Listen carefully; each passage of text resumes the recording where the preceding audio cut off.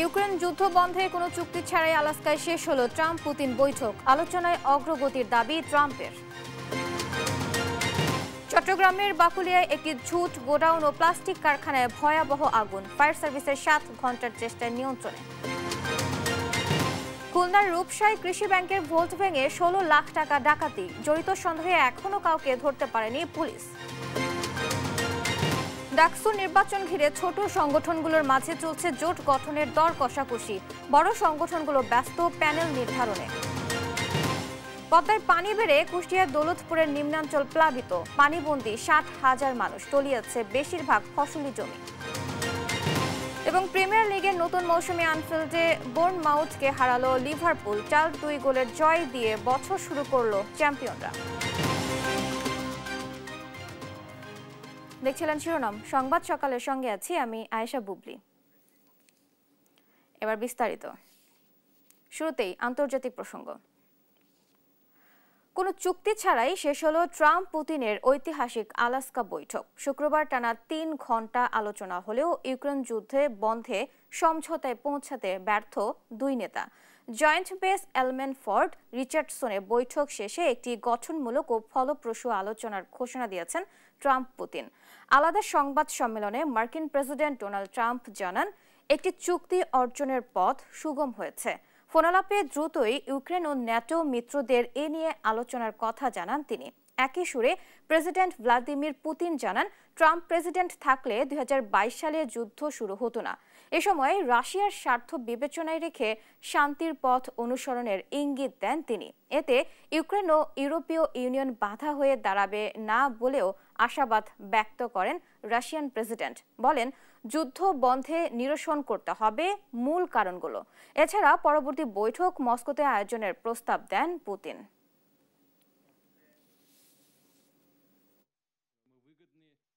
আমি বিশ্বাস করি একটি ফলপ্রসূ আলোচনা হয়েছে। আমরা অনেক বিষয়ে একমত হয়েছি। প্রকৃতপক্ষে কোনো চুক্তি ছাড়া চুক্তি অর্জন করা সম্ভব নয়, তবে ভবিষ্যতে আরো আলোচনার পথ উন্মোচন হয়েছে। আশা করছি যুদ্ধের ময়দানে সেনাদের আর জীবন দিতে হবে না। পুতিনও এটাই চাইছে।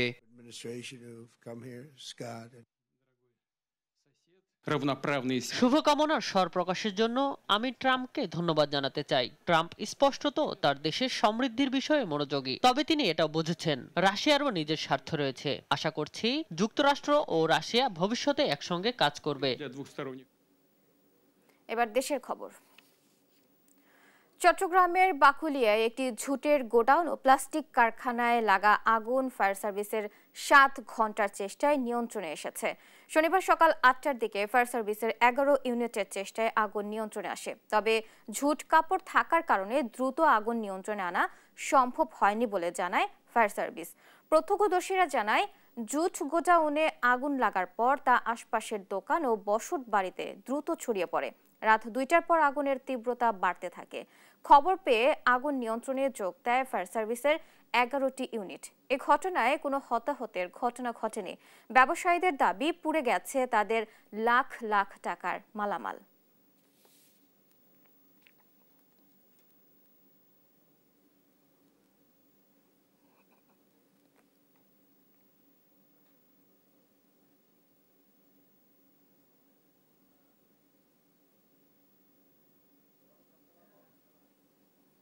বিভিন্ন ধরনের জুটের গোডাউন, প্লাস্টিক জুট, কাপড়ের জুট, সব বিভিন্ন রকমের রয়েছে।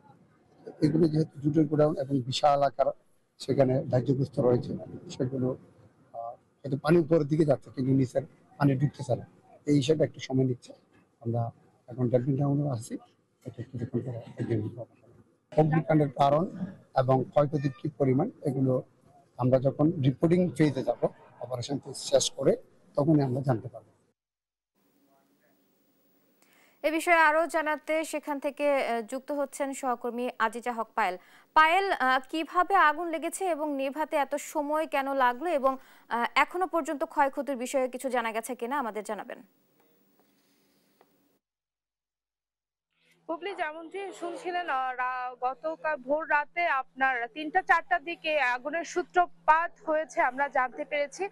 এখানে আসলে 2টি থেকে 3টি গোডাউন রয়েছে। এখানে জুট মিল ছিল, এখানে প্লাস্টিক বোতলের কারখানা ছিল। এখানে হঠাৎ করে স্থানীয়রা জানতে পারে আগুন লেগেছে, কিন্তু এখানে তারা বলছিলেন শর্ট সার্কিট থেকে এই আগুনের সূত্রপাত হয়। তবে অনেকেই বলছিলেন জুট থেকেই আসলে এই আগুন লাগার ধারণা করছে তারা। তবে ফায়ার সার্ভিস এখনো নির্ধারিত সঠিক কোনো সিদ্ধান্ত দেয়নি। তবে এখানে মালিক পক্ষের সাথে কথা বলে আমরা জানতে পেরেছি এখানে মোহাম্মদিয়া শাহ আমানত ট্রেডার্স এবং শাহ আমানত 2টি বোতল কারখানা রয়েছে। তারা বলছেন এখানে তাদের প্রায় 5 কোটি টাকার ক্ষয়ক্ষতি হয়েছে। তবে এখানে এই জুট মিলের পাশে কিন্তু 100টি কাঁচা পাকা বসতঘর রয়েছে, তাদেরও খুব বেশ ক্ষয়ক্ষতি হয়েছে এমনটা আমরা জানতে পেরেছি। এই পর্যন্ত 11টি ইউনিট ফায়ার সার্ভিসের কাজ করেছে। তবে এখনো পর্যন্ত আগুন নিয়ন্ত্রণে আসলো, এখনো সম্পূর্ণ নির্বাপন সম্পন্ন হয়নি। বিভিন্ন জায়গায় আগুন জ্বলছে আমরা দেখতে পেয়েছি। আপনারা দেখতে পাচ্ছেন এখনো কালো ধোঁয়া একেবারে ছেয়ে যাচ্ছে। এই কালো ধোঁয়া দেখে বোঝা যাচ্ছে এখানে এখনো কিন্তু আগুন জ্বলছিল। আমরা দেখতে পাচ্ছি কিছু কিছু জায়গায় আগুন জ্বলছে। আমরা দেখতে পাচ্ছি এখানে ফায়ার সার্ভিস কাজ করছে, এখনো ফায়ার সার্ভিসের কর্মীরা রয়েছেন, তারা এখনো নির্বাপনের কাজ করছিল।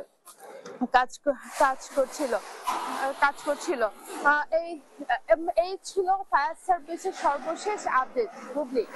পায়েল, আপনাকে ধন্যবাদ।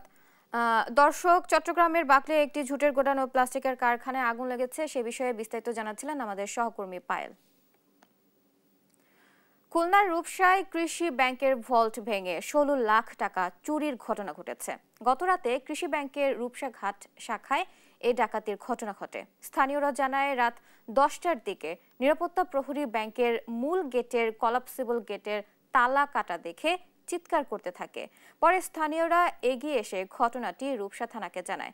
ব্যাংকের ম্যানেজার কামরুল ইসলাম জানান, ভল্টে 16 লাখ টাকার বেশি ছিল, যার প্রায় পুরোটাই চুরি হয়ে গেছে। ঘটনার সত্যতা স্বীকার করে পুলিশ জানায় চুরির সময় সিকিউরিটি গার্ড ছিল না। তবে এই ঘটনার সাথে জড়িত সন্দেহে পুলিশ এখনো কাউকে আটক করতে পারেনি।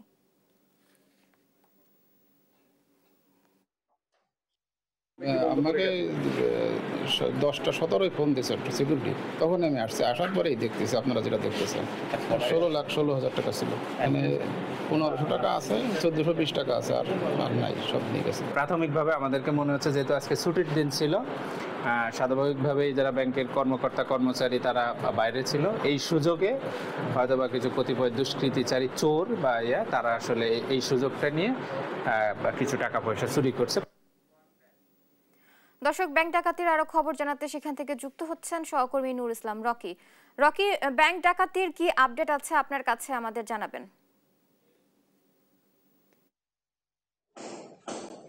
বুবলি, শুক্রবার রাত 10টার পরে কিন্তু আসলে জানাজানি হয়েছে যে খুলনার রূপসা ঘাটের কাছে যে কৃষি ব্যাংকটি আছে, এই কৃষি ব্যাংকটি কিন্তু চুরি হয়ে প্রায় 16 লাখ টাকা চুরি হয়েছে। এবং পুলিশ যেটি আমাদেরকে জানিয়েছে যে ভোল্ট ভেঙে কিন্তু এই টাকা নিয়েছে, এবং ঘটনার প্রায় 11 ঘন্টা অতিবাহিত হলেও এখন অবধি কিন্তু কোনো টাকা উদ্ধার হয়নি, এমনকি কাউকে আটক করতেও পারেনি পুলিশ প্রশাসন। আমরা কিছু সময় আগে রূপসা থানার ভারপ্রাপ্ত কর্মকর্তার সাথে কথা বলেছি, উনি যেটি জানিয়েছে যে রাতভর তারা কিন্তু অভিযান চালিয়েছে, তারা স্থানীয়দের কাছ থেকে খোঁজখবর নিয়েছে, পাশাপাশি বিভিন্ন সিসি ফুটেজের মাধ্যমে শনাক্ত করার চেষ্টা করা হচ্ছে যে আসলে এই ব্যাংকের যে 16 লক্ষ টাকা লুট, এর সাথে কারা জড়িত থাকতে পারে, এরকম সন্ধান দেখেও আসলে খোঁজা হচ্ছে। একটু বলে রাখি যে এই ঘটনায় কিন্তু খুলনার যে রূপসা এলাকায়, এই রূপসা এলাকায় কিন্তু চরম ক্ষোভের কাজ করছে। সাধারণ মানুষরা বলছে যে এইভাবে যদি ব্যাংকের টাকা লুট হয়ে যায় তাহলে আসলে পুলিশ প্রশাসন বা ব্যাংকের যে কর্মকর্তারা আছে তারা কিন্তু নানাভাবেই আসলে হতাশ, গ্রাহকরাও আসলে হতাশ হয়ে যাচ্ছে। পাশাপাশি একটু বলে রাখি যে যখনই ব্যাংকের যে ভোল্ট ভেঙে নিয়ে যায় তখন কিন্তু ব্যাংকের সিকিউরিটি গার্ড ছিল না বিধায় পুলিশ আমাদেরকে জানিয়েছে। পরবর্তীতে কিন্তু তারা দেখেছে যে এখানে সিকিউরিটি গার্ড না থাকার কারণে চোররা কিন্তু সুযোগ বুঝেই কিন্তু ক্লাবসিক্যাল গেট সহ ব্যাংকের ভোল্ট ভেঙে প্রায় 16 লক্ষ টাকার মতো লুট করেছে। তো বুবলি, প্রশাসন কিন্তু এখন অবধি টাকা উদ্ধার করতে পারেনি। এটা ছিল আমার কাছে খুলনা থেকে সর্বশেষ সংবাদ। রকি, আপনাকে ধন্যবাদ। দর্শক, ব্যাংক ডাকাতির সর্বশেষ পরিস্থিতি জানাচ্ছিলেন আমাদের সহকর্মী রকি। রাজধানীর বনানীতে অবৈধ ফ্রেন্ডস কমিউনিটি ক্লাবে অভিযান চালিয়ে ৩১ বোতল বিদেশি মদ ও ৫২ বোতল বিয়ার জব্দ করেছে পুলিশ।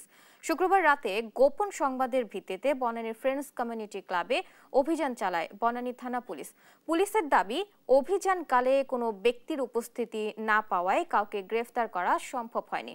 তবে জব্দ করা হয়েছে বেশ কিছু মাদকের আলামত। এই ঘটনায় পুলিশ বাদী হয়ে একটি মামলা করে।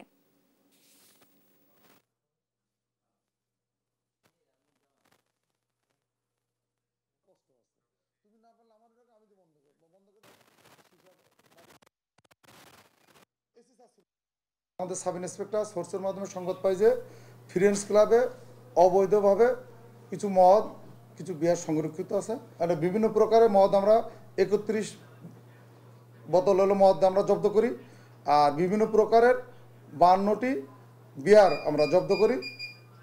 এই কোনো আসামি গ্রেপ্তার করা সম্ভব হয় নাই। আর আমরা এখন আমাদের সাব ইন্সপেক্টর সিদ্দিক নিজে বাদী হয়ে একটা মামলা আমরা প্রক্রিয়াধীন আছে।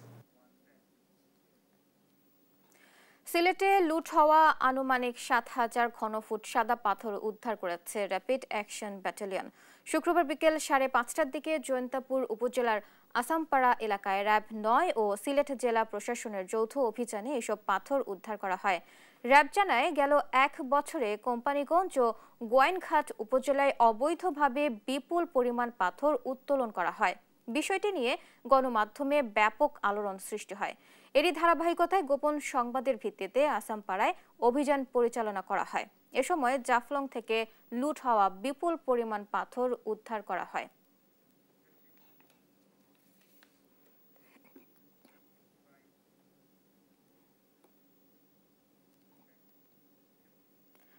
ছয় বছর পর আগামী ৯ সেপ্টেম্বর অনুষ্ঠিত হতে যাচ্ছে ঢাকা বিশ্ববিদ্যালয় কেন্দ্রীয় ছাত্র সংসদ ও হল সংসদ নির্বাচন।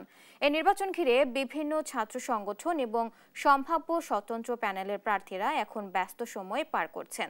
ছোট সংগঠনগুলোর মাঝে চলছে জোট গঠনের আলোচনা ও দর কষাকষি। বড় সংগঠনগুলোর কোনো ধরনের জোটে আসার সম্ভাবনা না থাকলেও প্যানেলে কাকে কোন পদে রাখা হবে তা নিয়ে চলছে হিসাব নিকাশ। ইসুফ ভুঁইয়ার রিপোর্ট। ডাকসু নির্বাচনের তোড়জোড়ে মুখর ঢাকা বিশ্ববিদ্যালয় ক্যাম্পাস। প্রায় ৬ বছর পর অনুষ্ঠিত হতে যাচ্ছে কেন্দ্রীয় ছাত্র সংসদ ও হল সংসদ নির্বাচন। এরই মধ্যে মনোনয়নপত্র সংগ্রহ করছেন প্রার্থীরা। ইসলামী ছাত্র আন্দোলন ছাড়া এখনও নির্বাচনে কেউ প্যানেল ঘোষণা করেনি। তবে শীর্ষ পদগুলোয় কারা প্রতিদ্বন্দ্বিতা করবেন সেটি প্রায় চূড়ান্ত করেছে ছাত্র সংগঠনগুলো। ডাকসু নির্বাচন ঘিরে ছাত্র সংগঠনগুলো ও স্বতন্ত্র প্রার্থীরা বর্তমানে প্যানেল গোছাতে ব্যস্ত সময় পার করছেন। এবারের ডাকসু নির্বাচন ৮টি প্যানেলে হতে পারে, যার মধ্যে থাকছে জাতীয়তাবাদী ছাত্রদল, গণতান্ত্রিক ছাত্র সংসদ, ছাত্র শিবির, ছাত্র আন্দোলন, গণতান্ত্রিক ছাত্র জোটের প্যানেল। এর বাইরে ডাকসু ফর চেঞ্জ ও স্বতন্ত্র আরও 2টি প্যানেল হতে পারে। প্যানেলগুলোই শীর্ষ পদে প্রতিদ্বন্দ্বিতা করতে পারেন এমন প্রার্থীদের নাম প্রায় চূড়ান্ত। তবে কে কোন পদে প্রতিদ্বন্দ্বিতা করবেন তা নিয়ে এখন চলছে দর কষাকষি। বিশ্ববিদ্যালয়ের সাধারণ শিক্ষার্থীরা বলছেন, শিক্ষার্থী বান্ধব প্রার্থীকেই নির্বাচিত করবেন তারা।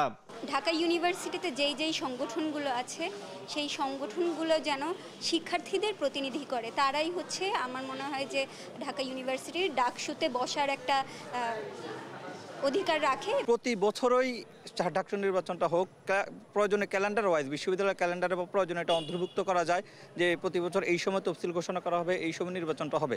এদিকে নির্বাচন বানচালের শঙ্কা করছেন কেউ কেউ।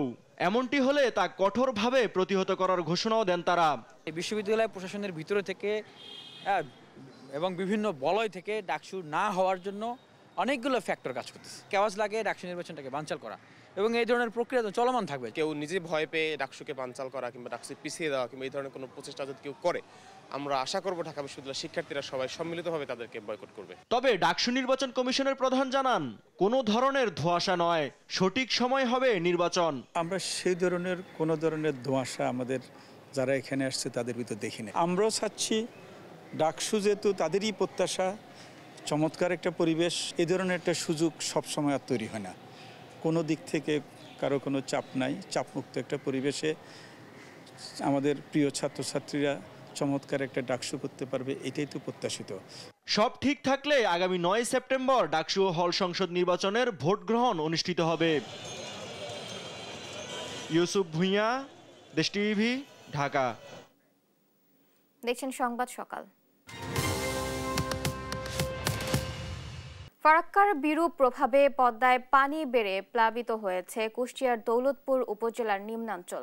পানিবন্দী হয়ে পড়েছেন 60,000-এর বেশি মানুষ। তলিয়ে গেছে প্রায় 1,000 হেক্টরের বেশি ফসলি জমি।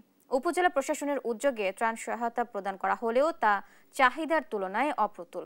ফলে চরম সংকটের মধ্যে পড়েছে এখানকার বাসিন্দারা। পানি উন্নয়ন বোর্ডের কর্মকর্তারা বলছেন, পদ্মার পানি এখনও বিপদসীমার 84 সেন্টিমিটার নিচ দিয়ে প্রবাহিত হচ্ছে। ইরফান রানার ক্যামেরায় কুষ্টিয়া থেকে নাহিদ হাসান তিতাসের রিপোর্ট। যতদূর চোখ যাই শুধু পানি আর পানি। কয়েকদিনের টানা বৃষ্টি আর উজানের ঢলে হু হু করে বাড়ছে পদ্মা নদীর পানি। এরই মধ্যে প্লাবিত হয়েছে কুষ্টিয়ার দৌলতপুর উপজেলার চিলমারি ও রামকৃষ্ণপুর ইউনিয়নের নিম্নাঞ্চল। ঘরবাড়িতে উঠে গেছে পানি, তলিয়ে গেছে যাতায়াতের সড়কও। পানিবন্দী হয়ে পড়েছে 2 ইউনিয়নের প্রায় 60,000 মানুষ। দৈনন্দিন কাজ সারতে হচ্ছে ডিঙ্গি নৌকা দিয়ে। বন্ধ রয়েছে 21টিরও বেশি শিক্ষা প্রতিষ্ঠান। খাবার ও বিশুদ্ধ পানির সংকটে এলাকার মানুষ পড়েছে চরম বিপাকে। পানি খালি বাড়তে আছে আর খালি বন্যা খালি আমাদের বাড়ি ঘর ডুবে যাচ্ছে। খুব কষ্টের মধ্যে আছি, উপরে উপরে মাছা দিয়ে আমরা আছি। সব ফসল সব তলায় গেছে, বুঝছেন। আমাদের চলাফেরা খুব কষ্ট হইতেছে, প্রত্যেকটা বাড়ি পানি। এই যে দেখেন, এই যে ডুঙ্গা বানায় বানায় চলতেছে। বিশুদ্ধ পানিগুলো এখন বর্তমান পাচ্ছি না। জলবদ্ধতা পানিগুলো আমাদেরকে সময়কালে প্রাণ করতে হচ্ছে। আকস্মিক এমন বন্যায় বিনষ্ট হয়েছে মাঠের ফসলও। প্রায় 1000 হেক্টর ফসলি জমি তলিয়ে গেছে পানিতে। আমরা বাড়ি ঘর সব তলে গেছে এবং মরিচ তলে গেছে, পাট তলে গেছে। খুব অতি কষ্টতে আমরা আছি। আমরা কোনো সাহায্য মাঝে আসেও নি, কোনো দেখেও না এখন। তবে পানি উন্নয়ন বোর্ডের কর্মকর্তারা বলছেন, উজান থেকে আসা পানি প্রবাহ কমলেই পরিস্থিতি উন্নতি হবে। সম্প্রতি সময় অতি বৃষ্টিপাত, মৌসুমী বৃষ্টিপাত এবং উজানে আমাদের যে ভারতের থেকে যে বৃষ্টিপাতের জলবদ্ধতার কারণে, পানি ঢলের কারণে আমাদের পদ্মা নদীতে ব্যাপক হারে পানি বৃদ্ধি পেয়েছে। আমাদের পানি উন্নয়ন বোর্ডের পক্ষ থেকে সব জায়গায় আমাদের যে কর্মচারীরা আছেন তারা নজরদারিতে রাখছেন এবং যেখানে তাৎক্ষণিকভাবে কোনো ভাঙনের সৃষ্টি হলে আমরা জিও ব্যাগ এবং টিউব দিয়ে সে ভাঙন প্রতিরোধের ব্যবস্থা গ্রহণ করব। বন্যায় ক্ষতিগ্রস্তদের জন্য শুকনো খাবার সহ প্রয়োজনীয় সব সহযোগিতার কথা জানান উপজেলা নির্বাহী কর্মকর্তা। আমরা ইনস্ট্যান্ট কিছু খাবার, শুকনো খাবার বা মানুষের দিন চালানোর জন্য যে খাবারগুলোর প্রয়োজন সেই খাবারগুলো আমরা সাথে এনেছি এবং বিভিন্ন ব্যক্তিদের, বিভিন্ন পরিবারকে সেটা আমরা সরবরাহ করছি। আকস্মিক বন্যায় ক্ষতিগ্রস্তদের পাশে দাঁড়াতে সরকারের পাশাপাশি স্বেচ্ছাসেবী সংগঠনগুলোকেও এগিয়ে আসার আহ্বান জানিয়েছেন স্থানীয়রা। নাহিদ হাসান তিতাস, দেশ টিভি, কুষ্টিয়া। মিরপুরের শেওড়াপাড়ায় নিহত গৃহবধূ কেয়ার 4 সন্তানকে ফিরে পেয়েছে স্বজনরা বলে জানিয়েছেন নিহতের পিতা। আর মিরপুর মডেল থানার ওসি মিজানুর রহমান বলেন, আসামিদের দ্রুত গ্রেফতারে পুলিশ তৎপর রয়েছে। মোহাম্মদ আলাউদ্দিনের রিপোর্ট। গেল বুধবার দিবাগত রাতে রাজধানীর শেওড়াপাড়ায় নিজ বাসায় ফাহমিদা তাহসিন নামে এক গৃহবধূর মৃত্যু হয়। স্বজনদের অভিযোগ তাকে হত্যা করা হয়েছে। এই ঘটনায় বৃহস্পতিবার মিরপুর মডেল থানায় মামলা করেন নিহত কেয়ার পিতা। আসামিদের দ্রুত গ্রেপ্তারের দাবিতে শুক্রবার সন্ধ্যায় থানার সামনে মানববন্ধন করেন নিহতের স্বজনরা। এ সময় মামলার সুষ্ঠু তদন্তের কথা জানিয়ে স্বজনরা বলেন, পুলিশের সহযোগিতায় শ্বশুরবাড়ির কাছ থেকে কেয়ার 4 সন্তানকে ফেরত পেয়েছেন তারা। এটা কেন হয়েছিল আমরা জানি না। একটা রহস্যজনক মৃত্যু, সেজন্য কিন্তু পুলিশ এগিয়ে যাবে। এটা খুন না আত্মহত্যা সেটা জাজমেন্ট হবে পরে। শেষ পর্যন্ত পুলিশ আমাদেরকে সহযোগিতা করেছেন, বাচ্চাদেরকে আমাদের জিম্মা দিয়েছেন। আর আসামিদের ধরতে পুলিশের একাধিক টিম কাজ করছে বলে জানায় মিরপুর মডেল থানা পুলিশ। আমাদের টিম কাজ করছে, একাধিক টিম কাজ করছে, আমরাও কাজ করছি। হ্যাঁ, ফলাফল আমরা আপনাদেরকে অবশ্যই আমরা জানাবো। আমাদের চেষ্টা অব্যাহত আছে। মামলা তদন্তাধীন আছে এবং ডাক্তারি রিপোর্টে মৃত্যুর আসল কারণ জানা যাবে বলেও জানায় পুলিশ। মোহাম্মদ আলাউদ্দিন, দেশ টিভি, ঢাকা। সুনামগঞ্জের ফুটবল খেলাকে কেন্দ্র করে সংঘর্ষের ঘটনায় 2 জন নিহত হয়েছেন, আহত হন আরও 5 জন। শুক্রবার বিকেলে দোয়ারাবাজার উপজেলার লক্ষ্মীপুর মাঠে একটি স্থানীয় ফুটবল ম্যাচ চলাকালে 2 পক্ষের মধ্যে কথা কাটাকাটি হয়। এক পর্যায়ে পরিস্থিতি উত্তপ্ত হয়ে সংঘর্ষের রূপ নেয়। সংঘর্ষের ধারালো অস্ত্রের আঘাতে আব্দুল মতিন ও আকবর আলী গুরুতর আহত হন। স্থানীয়রা তাদের উদ্ধার করে উপজেলা স্বাস্থ্য কমপ্লেক্সে নিয়ে গেলে চিকিৎসক 2 জনকেই মৃত ঘোষণা করেন। দোয়ারাবাজার থানার ভারপ্রাপ্ত জানান, ঘটনাস্থল থেকে কিছু অস্ত্র উদ্ধার করা হয়েছে এবং ঘটনায় জড়িতদের গ্রেফতারের জন্য অভিযান চলছে। নিহতদের মরদেহ ময়নাতদন্তের জন্য সুনামগঞ্জ সদর হাসপাতালে পাঠানো হয়েছে।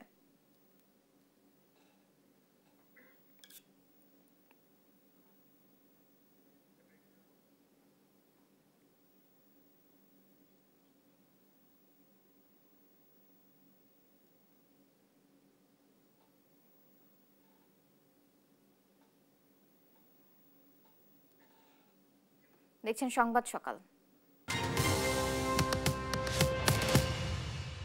আবারও ছাত্র জনতার আন্দোলনে উত্তাল সার্বিয়া। টানা 3 দিন ধরে চলছে সরকার বিরোধী বিক্ষোভ। প্রেসিডেন্ট ভুসিচের কাছে আগাম নির্বাচন দেওয়ার দাবি জানিয়েছে আন্দোলনকারীরা। পরিস্থিতির নিয়ন্ত্রণে কঠোর অবস্থানে আইন শৃঙ্খলা রক্ষাকারী বাহিনী। জয় সরকারের রিপোর্ট জানাচ্ছেন জুবাইর নূর। দুর্নীতি ও স্বৈরাচারী শাসনের অভিযোগে সার্বিয়ান সরকারের বিরুদ্ধে চলছে বিক্ষোভ। বুধবার উত্তরাঞ্চলের নোভি সাদ শহরে সরকার দলীয় সমর্থকদের সঙ্গে আন্দোলনকারীদের সংঘর্ষ হয়। সহিংসতায় প্রায় 80 জন আহত হন। পরিস্থিতি সামাল দিতে গিয়ে 27 পুলিশ কর্মকর্তা আহত হন। অন্তত 47 জনকে আটক করে পুলিশ। বৃহস্পতিবার নোভি সাদ শহরে ক্ষমতাসীন সার্বিয়ান প্রোগ্রেসিভ পার্টির অফিসে ভাঙচুর চালায় বিক্ষোভকারীরা। একই দিন দেশটির রাজধানী বেলগ্রেড প্রেসিডেন্টের অনুগত সমর্থক ও সরকার বিরোধীরা একে অপরের দিকে বিস্ফোরক দ্রব্য নিক্ষেপ করে সংঘর্ষে জড়ায়। এ সময় 5 পুলিশ কর্মকর্তা আহত হন। আটক করা হয় 5 জনকে। আন্দোলনকারীরা প্রেসিডেন্টের 13 বছর শাসনের অবসানের দাবি জানান। আন্দোলনের তীব্রতা বৃদ্ধি পাওয়ায় কঠোর অবস্থানে রয়েছে পুলিশ। আন্দোলনকারীদের ছত্রভঙ্গ করতে পুলিশকে কাঁদানে গ্যাস ছুড়তে দেখা যায়। দেশটির স্বরাষ্ট্রমন্ত্রী ইভিকা দাদিচ ও বেলগ্রেডে পুলিশের ওপর আন্দোলনকারীদের হামলা চালানোর অভিযোগ তোলেন।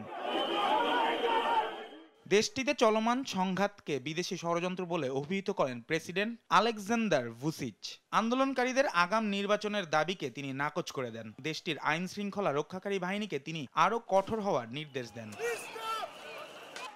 এর আগে 2024 সালের নভেম্বরে নোভি সাদ রেল স্টেশনের ছাদ ধসে 16 জন নিহতের ঘটনাকে কেন্দ্র করে সরকার বিরোধী বিক্ষোভ হয়েছিল। নিউজ ডেস্ক, দেশ টিভি।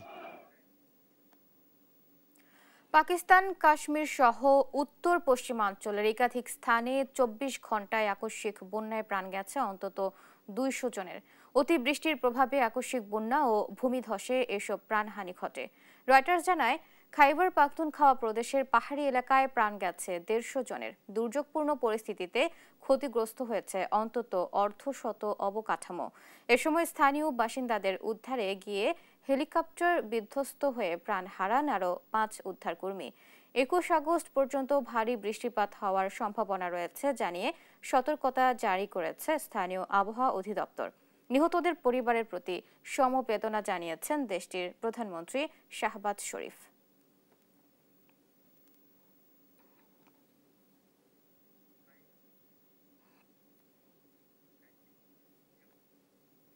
ভয়াবহ বন্যা ও পাহাড়ি ঢলে বিপর্যস্ত ভারতের জম্মু কাশ্মীর। এখন পর্যন্ত 60 জনের মরদেহ উদ্ধার করা হয়েছে। এ ঘটনায় নিখোঁজ রয়েছেন 2 শতাধিক মানুষ। সাইদুজ্জামানের রিপোর্ট জানাচ্ছেন আরবিদ আফসার। পর্বতের দেশ কাশ্মীর, চারপাশে মনোরম দৃশ্য আর সবুজে মোড়া উপত্যকা। কিন্তু গত কয়েকদিনের টানা বৃষ্টিতে সৃষ্ট বন্যায় সেই সৌন্দর্য তছনছ। পানিতে ডুবে দিন দিন ভারী হচ্ছে লাশের মিছিল। বিশেষ করে ধ্বংসস্তূপে পরিণত হয়েছে জম্মু কাশ্মীরের 64টি গ্রাম। চারিদিকে ছড়িয়ে ছিটিয়ে আছে ক্ষয়ক্ষতির চিহ্ন। 2 মিনিটের মধ্যে সবকিছু হয়ে গেল। আমি কি বলবো বুঝতে পারছি না। আমার মেয়ে নিখোঁজ। দয়া করে আমার মেয়েকে নিরাপদে আমার কাছে নিয়ে আসুন। শুক্রবার সকাল থেকে আবারও শুরু হয় উদ্ধার কাজ। যোগ দিয়েছেন সেনা সদস্যরাও। উদ্ধার কাজের জন্য বানানো হয়েছে অস্থায়ী সেতু। আমরা দুঃখের সঙ্গে জানাচ্ছি যে কমপক্ষে ৬০ জনের মৃত্যু নিশ্চিত করা হয়েছে এবং আমরা ১০০ জন আহতকে হাসপাতালে স্থানান্তর করেছি। উদ্ধার অভিযান চলছে। অনেক লোক এখনো নিখোঁজ থাকায় আমরা স্পষ্ট তথ্য দিতে পারছি না। হতাহতের সংখ্যা বাড়বে বলে আশঙ্কা করা হচ্ছে। শ্রীনগরের স্থানীয় আবহাওয়া অফিস কাশ্মীরের কয়েকটি অঞ্চল বিশেষ করে কিশতওয়ারে প্রবল বৃষ্টিপাতের পূর্বাভাস দিয়েছে। তারা স্থানীয় বাসিন্দাদের সতর্ক করে বলেছে বৈদ্যুতিক খুঁটি ও পুরানো গাছ থেকে যেন দূরে থাকে, কারণ কাদামাটির ঢল ও আকস্মিক বন্যার ঝুঁকি আছে এখনো। নিউজ ডেস্ক, দেশ টিভি। ইউরোপের প্রতিনিয়ত বাড়ছে দাবানল। স্পেন, পর্তুগাল, তুরস্ক ও গ্রিসে ছড়িয়ে পড়া দাবানল এখনও নিয়ন্ত্রণে আসেনি। দমকল কর্মীদের সঙ্গে স্থানীয়রা লড়ছেন আগুন নিয়ন্ত্রণে। ফাতেমা তাসনিমের রিপোর্ট। বসতবাড়ি থেকে বনাঞ্চল এভাবেই ছড়িয়ে যাচ্ছে দাবানল। দিনের পর দিন ইউরোপের দাবানল বেড়েই চলেছে। স্পেন, পর্তুগাল, তুর্কি থেকে গ্রিস, কোথাও থেমে নেই দাবানলের তাণ্ডব। শুক্রবার স্পেনের গ্যালিসিয়া ও এক্সট্রিমাদুরা অঞ্চলে দাবানল নিয়ন্ত্রণে লড়াই করেন দমকল কর্মীরা। উত্তর পশ্চিমের জোমোরাও ও ওরেঞ্জ প্রদেশেও পরিস্থিতির নেই উন্নতি। তীব্র তাপপ্রবাহ উস্কে দিচ্ছে দাবানলকে। এবছর প্রায় ১.৫ লাখ হেক্টর জমি পুড়ে ছাই হয়েছে। বিগত ২০ বছরে সবচেয়ে ভয়াবহ দাবানলের মুখোমুখি স্পেন। ঝুঁকি এড়াতে সরিয়ে নেওয়া হয়েছে প্রায় ৯,৫০০ মানুষকে। এদিকে পর্তুগালেও থেমে নেই দাবানলের প্রকোপ। আগুনের শিখা ছড়িয়ে পড়েছে বনাঞ্চলে। ইউরোপীয় কর্তৃপক্ষের মতে এখন পর্যন্ত ৫২,০০০ হেক্টর এলাকা পুড়েছে আগুনে। বিজ্ঞানীরা বলছেন ভূমধ্যসাগরীয় অঞ্চলে জলবায়ু পরিবর্তন ও শুষ্ক আবহাওয়ার কারণে বাড়ছে ঝুঁকি। ট্রানকোসা অঞ্চলে অবস্থিত বেনভেন্টে দেখা যায় স্থানীয়রাও আগুন নিয়ন্ত্রণে চেষ্টা করছেন। পরে উদ্ধারকর্মীরা তাদের সরিয়ে নেয়।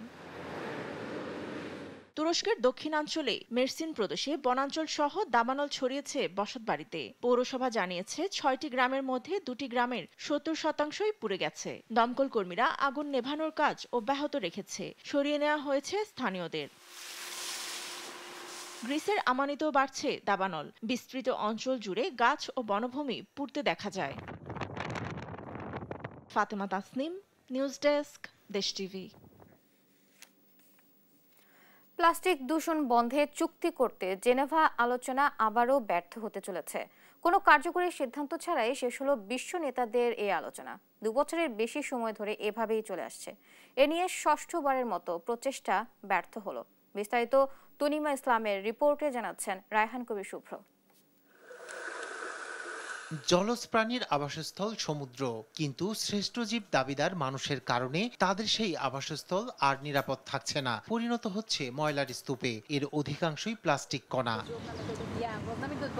প্লাস্টিকের দূষণ রোধে অনেকদিন ধরেই কাজ করে যাচ্ছেন বিভিন্ন দেশের পরিবেশ মন্ত্রণালয়। ৫ আগস্ট জাতিসংঘের আয়োজনে জেনেভায় এ নিয়ে ষষ্ঠবারের মতো আলোচনায় বসে বিভিন্ন রাষ্ট্রের প্রতিনিধিরা। যোগ দেন পরিবেশবাদী বিভিন্ন সংগঠনও। সব মিলিয়ে ১,০০০-এর বেশি প্রতিনিধি। প্লাস্টিকের ব্যবহার ও উৎপাদন বন্ধে সম্মিলিত কোনো সিদ্ধান্তে না আসতে পারায় শুক্রবার চুক্তি ছাড়াই শেষ হয় এ আলোচনা।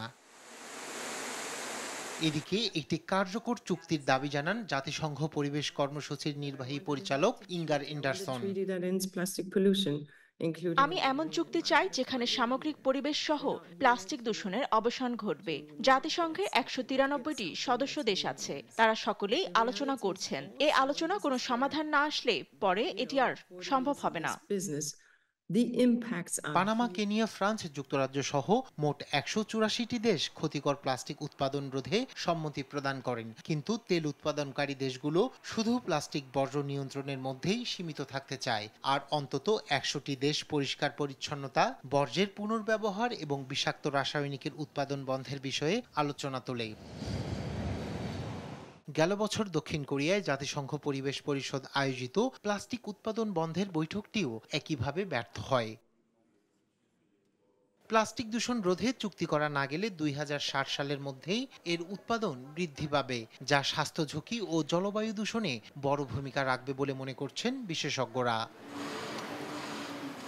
নিউজ ডেস্ক, দেশ টিভি।